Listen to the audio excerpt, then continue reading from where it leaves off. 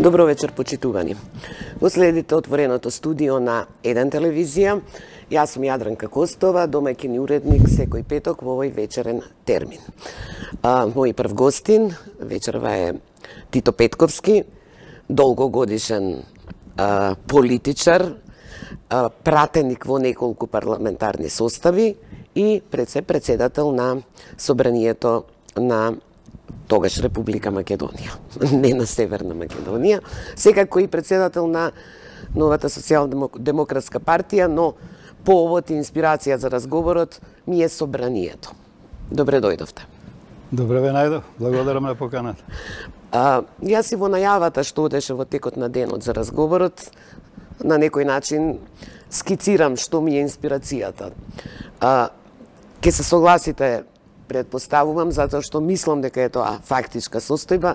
До сега не сме имале ваков собраниски состав со толку многу обвинети пратеници за корупција и криминал, дури за терористичко загрозување на уставниот поредок, за прв пат осомничен еден председател на Собранието, а да не говорам дека секој ден слушаме како на некој пратеник, некој роднина се вработил и слично. Како дојдовме до овој стадиум? Како Собранието, законодавниот дом, го стекна ваквиот негативен имидж? Знаете, за да се одговори на ова прашање многу прецизно ќе треба многу време. Јас ќе се обидам да укажам на неколку работи за кои мислам дека се важни и на што се должи, да речеме, овој пат на Собранието. Деградирање на парламентарната демократија и така натаму. Нешто чудно се случува во Македонија. Ни одиме во обратна насока, ревезибилни процеси. Првиот парламентарен состав од 1900... Поим за демократија ми делува. Не, тоа беше револуционерното време на македонскиот парламентаризам. Период во кој се појавува политички партии, артикулира на јавна сцена своји програми, проекти, па ако сакате и наметнува пристап последно партискиот систем, кој што прилега на повеќе партиска демократија. Тој парламент, односно тие 2 години, дури да се формира првата партиска влада во Република Македонија, мислам дека беше најубавиот процес во развојот на македонскиот парламентаризам. А се носеа и крупни одлуки. Се носеа крупни одлуки, бидејќи ниту една политичка партија немаше мнозинство во парламентот и природно бевме упатени меѓусебно да разговараме, комуницираме, се усогласуваме, правиме компромиси и тогаш се носеше одлуката која што беше прифатлива за граѓаните, за мнозинството граѓани, независно на која политичка партија припаѓат. Значи, кога се удираат темелите на една нова држава во тоа време, мислам дека пратениците беа свесни од учествуваат во нешто значено, историски важно. Но кај нас монструк се случуваат некакви историски процеси. Никој не можел да предпостави. Значи, требаше да се надградува од година на година, од избори до избори. Македонската парламентарна демократија требаше да напредува. Политичката култура и така натаму. Контактите со развиениот свет почнаа да се зголемуваат. Комисии формиравме кои одеа надвор, се едуцира. И тоа требаше да продуцира, да речеме, сосема поинаква, многу повисока политичка култура, многу повисока демократска свест и се разбира на преден план и интересите на државата за кои што сме ние како пратеници биле таму во името на граѓаните. Но ние не постои политичка партија што не бойкотирала. Веќе од 94-та. Вториот круг на избори го бойкотира ВМРО ДПМН во коалиција беа со Демократската партија на Петар Гошев. СДС бойкотирала, албанските партии. Ма ја не исклучив ниту една политичка партија во правењето на ова ретро оценка на нашите собитија во времето за време на владењето на овој политички плурализам. Говорам, наместо да зрее демократската свест и политичката култура, не имавме процес на наметнување на лични, групни и политички ставови.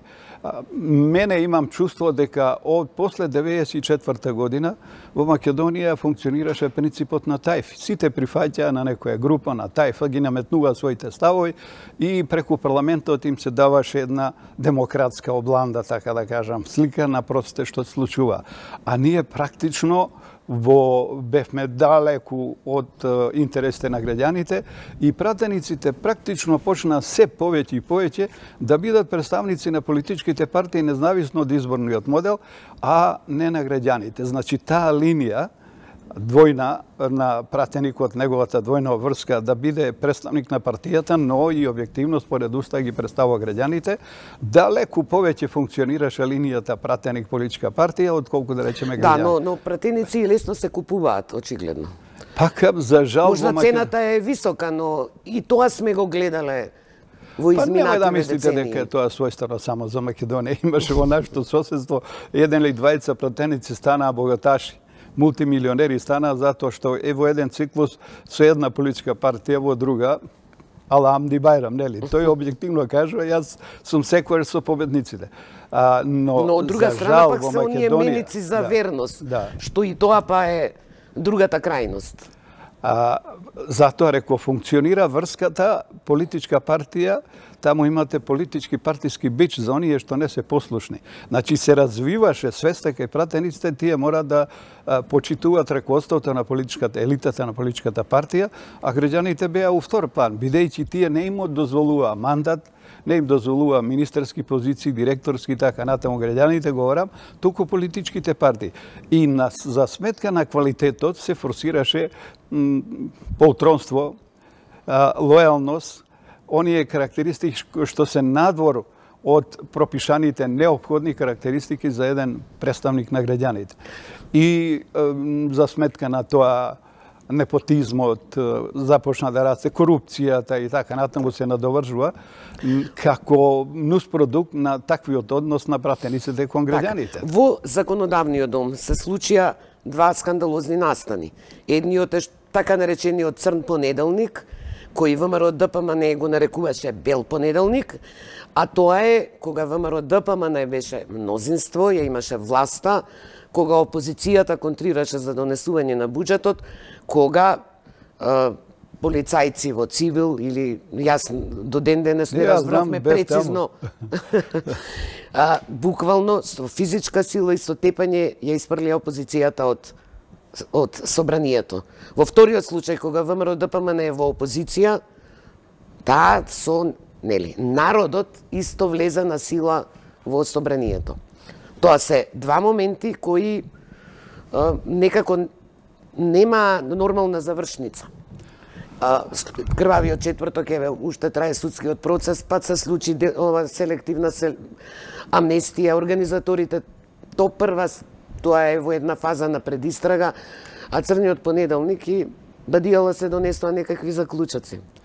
Па се разбира, тоа се трагични моменти не само за парламентарната демократија, вкупно за државата Република Македонија и нејзиното легитимирање пред цивилизиран свет како недемократско општество, недемократска заедница и остави длабоки траги, така да кажам, и во свеста на меѓународниот фактор кој не тестираше дали сме способни како народ да имаме своја држава, а не за тоа дали можеме да бидеме дел од тој развиен свет, членки на Европската унија, на НАТО и така натаму. Ја можам да ја кажам низ призма на собствениот пример, бев пратеник и по исфрлувањето 2012 од собранието, ја повеќе излего и не сум легол во собранието како пратеник, бидејќи бев свесен дека оние кои што само заради донесување на буџет посегнаа да исфрлат пратеници, тие се подготвени за многу поголеми гадости да ги прават и тоа се случи на 27 април. Значи, после неколку години, но ова беше драматично, тоа беа драматични настани, бидејќи постоеше момент Република Македонија да биде претворена во руина од општество и држава, а да не говориме за амбициите НАТО и Европската унија, мислам тука постоеше опасност до судир меѓу граѓаните. Да, пред собранието буквално не се дозволи да се конституира собранието. Две запалени страни, но вакви драматични оценки за ист настан, како што реков, црн понеделник за ВМРО-ДПМН беше бел понеделник. 27 април за нив е патриотски чин, значи се уште партијата ги третира како патриоти тие. Од друга страна имаме обвинувања за обид за државен удар без малку пуч или терористичко загрозување на уставниот поред. Тоа се драматично, драстично различни поимања на ист настан. Па ако го имавте прилика, јас пред да тргнам кон вас овдека, го ислушав излагањето на Трајко Велјановски.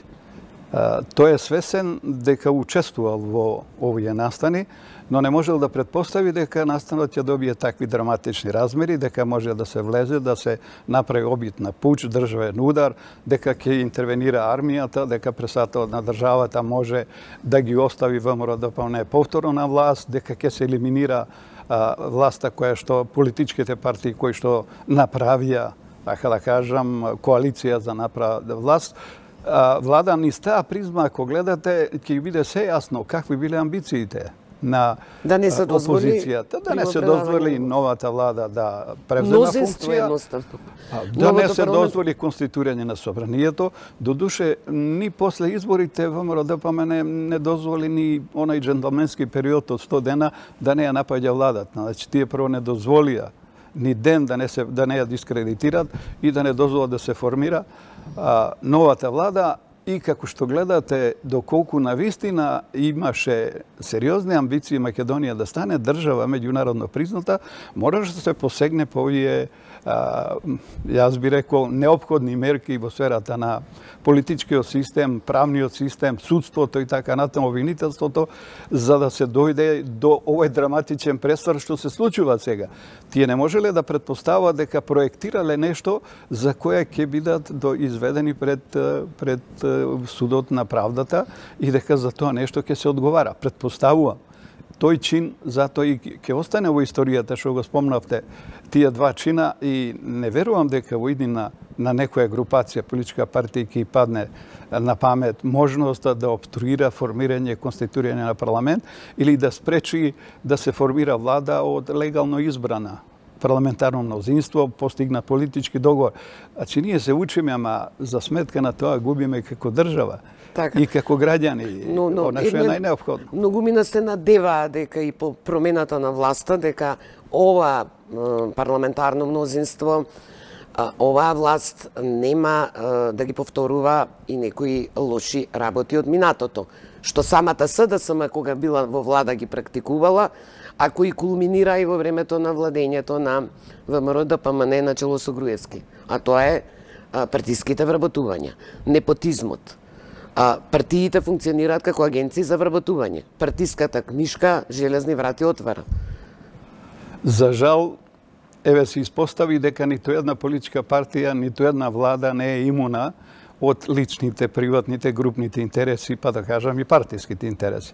Свесни се политичките партии дека на власт, на позиција доаѓаат преку избори, кои што треба да мобилизираат многу повеќе луѓе. Од вработувањето поголем мотив ни една политичка партија не најде. Значи не станува збор овде кај нас за политичка програма, за идеологија која што е прифатлива кај граѓаните. Тие не чувствуваат потреба најголемиот број, дури кога се води кампањата да разговарат на тие теми, туку чисто клиентелистички. Да, кај сум јас тука, како граѓанин, и политичката партија, за жал, дозволува да ги крши принципите на кои што постои и ги вработува луѓето кои што најмногу ја задолжиле политичката партија. Мислам дека... Ама тоа се доживува како нормално. Тоа е ненормално. Вие добивате позиција да правите влада и да управувате со државата врз основа на програма, ама програмата малку се чита. Луѓето се мобилизираат врз основа на личните интереси И кога се иде на избори, знаете, сите тие методи се користат за да се дојде на позиција да се одлучува. И што е најтрагично, наместо да се програмата реализира, да се обезбедат сите пологи за реализација на програмата за вработување, најлесен начин е вработувањето во државната администрација. Никој не се буни за вработување во приватни компании и така натаму. Значи, системот на конкуренција, на квалитет, мери системот во јавната администрација, сите политички партии го имат во својата програма. Но кои ќе дојдат на власт, апсолутно не се држат. Но како опозиција се жестоки кон власта, кога ќе дојдат на власт, сега имаме обратно. Тие го практикуваат истото, опозицијата критикува. И тоа е така, постојано се вртиме во круг. Што треба да се случи за да се ресетираат политичките партии, да речам? Веројатно дека и политичката култура кај електоратот, меѓутоа пред се кај политичките партии. Ако ние имаме сознание и ветување во програмата на политичката партија дека е гломазна, огромна, нефункционална јавна администрација, дека таа од 180.000 колку како бројка се спомнува треба да се намали, например во нашата програма и како партија која формиравме, ние излегувавме со став дека во Македонија од 80.000 апсолутно нема потреба повеќе во јавниот сектор. Да, ама која партија ќе дојде си вработува плюс? И не само што, во оваа ситуација, не само што масовното вработување од страна на претходната власт не се реши на начин на кој што тоа го прави развиениот свет, преку систем на конкуренција, на проверка на знаење, и така натаму, способните да останат, неспособните да барат некоја друга работа, овдека се задржаа сите постојни во јавниот сектор, дополнително партиите на власт примат и своји кадри, за да можат, меѓу другото, и да ја спроведуваат политиката. И знаете што се случува сега. Тоа е, мислам, сега имаме, нели, мала да освета. си дадат оставка овие што се вработувале роднини на пак ќе дадат оставка. Функционери од мнозинството.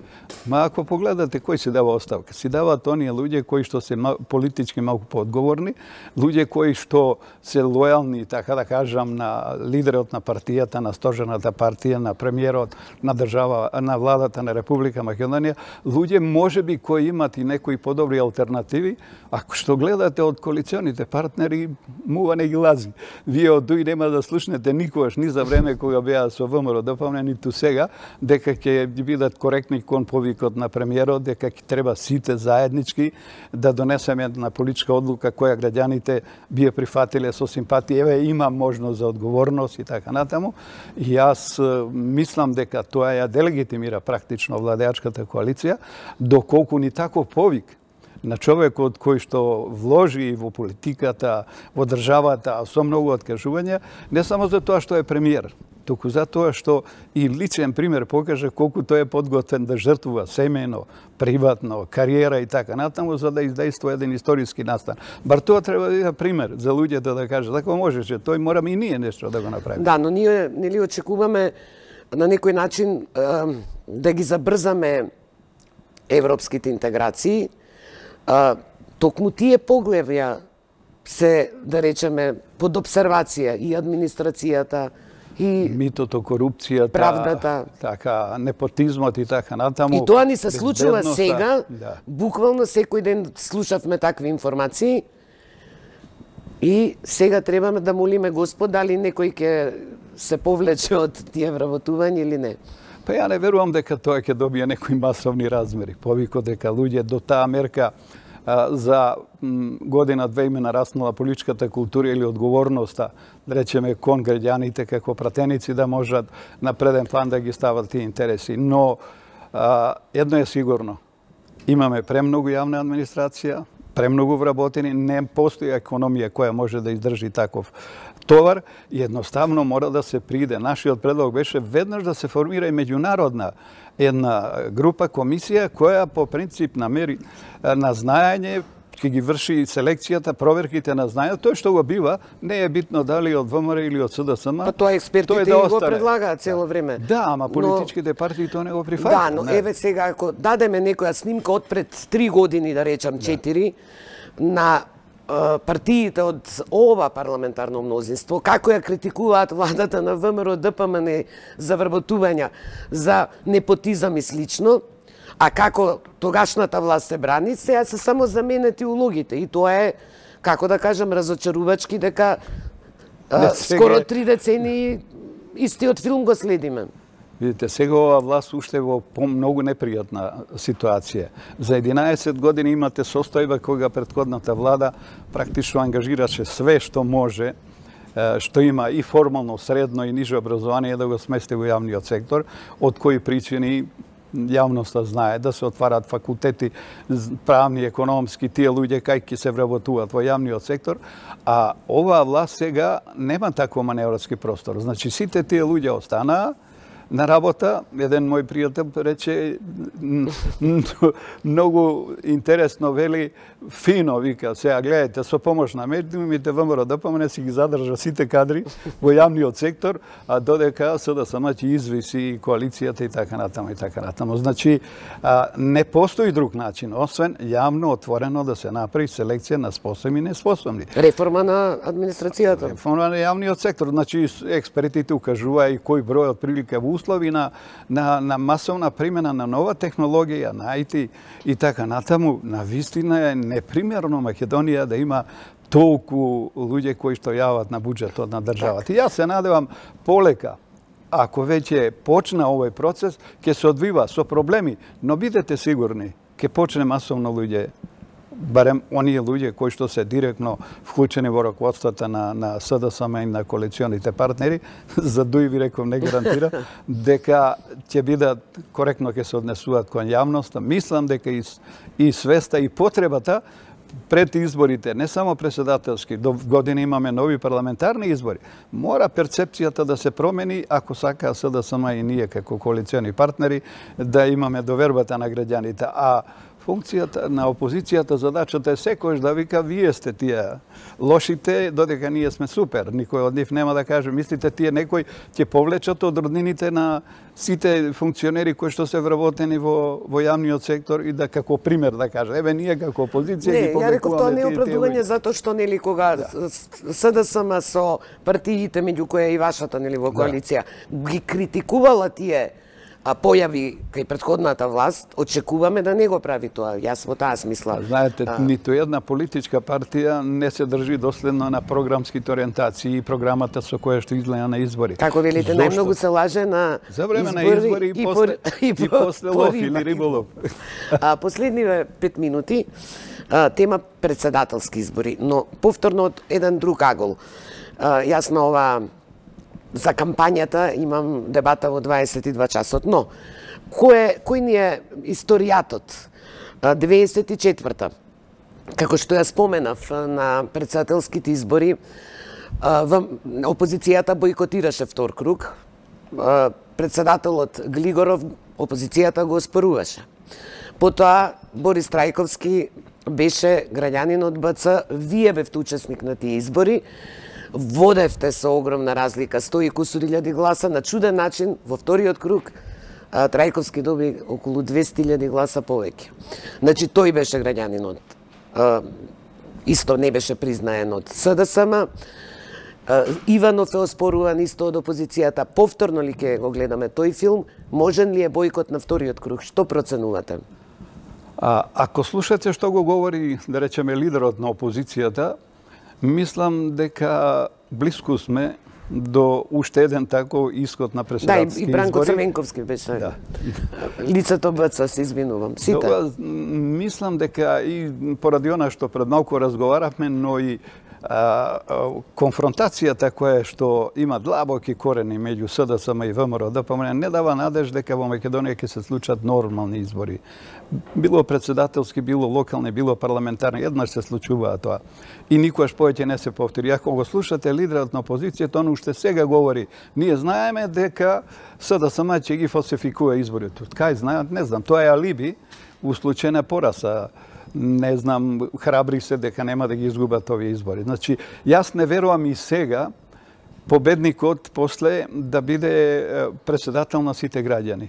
не допира до таму ни нашата свест, ни нашата политичка култура, ни нашиот препознавањето на државните интереси, препознавањето на интересите на граѓаните, нашите амбиции да бидеме дел од современиот свет, туку на преден план се уште се партиските лични интереси и групни и се доживува како пораз ако се признае поразот и да се пружи рака на политичкиот конкурент дека вие во овој момент победивте. Актуелната атмосфера не ви дава надеж дека е можно да има нормален среќен крај, да речем. Мислам дека во секој случај, за да малку се направи некоја равнотежа во јавноста пред граѓаните, за да добие тој претседател на државата легитимитет, како што тоа го предвидува Уставот, да биде персонификација на граѓаните, да биде татко на нацијата и така натаму, сепак мора да се оди со предлог, говорам за парламентарното мнозинство, со предлог на личност која може да ги обединува сите тие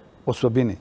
Јас би рекол да го искористам Кочо Рацин за тоа каков да биде председателот. Значи, наједноставно тој вели во неговата песна да биде човек, да има топла крв, да мисли со глава и работи со рака. И ако треба и со нога да ишутира оној кој што не почитува принципите, законите, правото и така натаму. Значи, ние мора да имаме кандидат човек кој што ќе ги обединува квалитетите доблесен, без петно зад себе, не говорам за криминал и корупција и така натаму. Верувам, за секој можат да најдат петно. Партиите едната и друга. Има и такви кои немат петно. Мислам, немат петно кои го делегитимира како кандидат за претседател на државата. А има такви и во парламентарното мнозинство. Така, но што ако таков кандидат кој ги задоволува овие критериуми не проаѓа добро на анкетите, не е прифатен од граѓаните, од гласачите? Прашањето ми е всушност, дали сметате дека СДСМ со коалицијските партнери треба да ги земе во предвид анкетиве, мерење на рейтинзите на можните кандидати кои ќе се спротивстават на Силјановска Давкова? Прво за мене е да кажам дека многу се плашам заради ова жестока конфронтација, продлабочен јас меѓу двете водечки партии, дали ќе можеме да обезбедиме цензус за избор на претседател. Значи, може да има бојкот, сакате да кажете? Може да има бојкот. Дури во нормални услови имате индиферентни луѓе кои што велат не ме интересира, вие како политички партии борете се, излегувајте, ви имате тоа интерес. Има некои кои велат, ме разочараа претходните, но и овие фатија некој тренд. Не, се согласувам, меѓутоа имате луѓе кои редовно не излегуваат на избори, никош не излегуваат на избори, тоа е ваш проблем, вие се тепајте, тоа е ваша битка. Значи, ако сакаме да дојдеме до претседател кој што ќе има сериозни шанси да победи, она што го рековте и што постојано и гледам и ми се допаѓа тоа што премиерот, претседателот на СДСМ го повторува, преку сондажа на јавното мислење да се дојде блиску до човекот кој што ги исполнува тие очекувања на мнозинството граѓани и ќе ги мотивира да излезат. Ќе ги мотивира да излезат. Так. Јас мислам дека во оваа ситуација е многу битно, сега како член од коалицијата која ќе застане за тој кандидат, дека сепак добро би било премиерот да го задржи тимот, да го задржи јадрото. Луѓето кои што направија историски чин и изведоа нешто што не беше замисливо пред само неколку години и така на неколку месеци. Тоа сакате да кажете да ги задржи Никола Димитров, Шекеринска, мислам дека Спасовски, да се задржат сите тие луѓе и од редот на тие луѓе кои што направија револуција и во свеста, мислам полека собствена, а да се откажат од она добитна карта, национализам, популизам и така натаму, да жртвуваат многу од себе за еднината на својата држава и деца, тие треба и да го понесат товарот натаму за етаблирањето на државата во НАТО, Европската унија. Значи, од тој состав тие луѓе кои што ќе имаат најголема поддршка преку анкетите, тој треба да биде кандидат. Господин Петковски, ви благодарам што бевте гостин во отвореното студио. А ние се гледаме за неколку минути во рамки на Централниот дневник на 1 ТВ.